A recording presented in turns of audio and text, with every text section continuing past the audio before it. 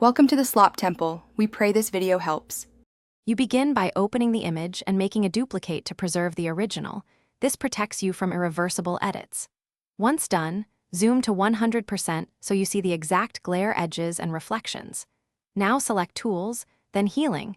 You use small brushes to sample nearby skin or lens areas and paint over bright spots. Work in short strokes to let Snapseed choose matching pixels.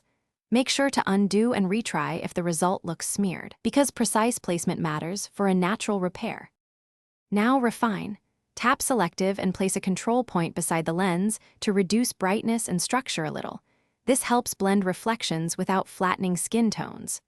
Once you've balanced the area, switch to Tool's right arrow brush set to Exposure or Dodge to darken overly bright patches subtly.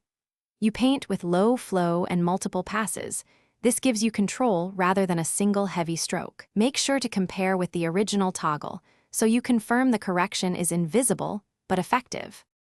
To finish, apply tiny portrait smoothing or details sharpening to harmonize texture, but use low intensity so the eye area stays natural. Once satisfied, export a high-quality copy and keep the edited duplicate in case you need to re-edit. If you notice odd patches or color shifts, undo the last edits and reapply healing in smaller segments, or paint exposure with the brush at a lower opacity.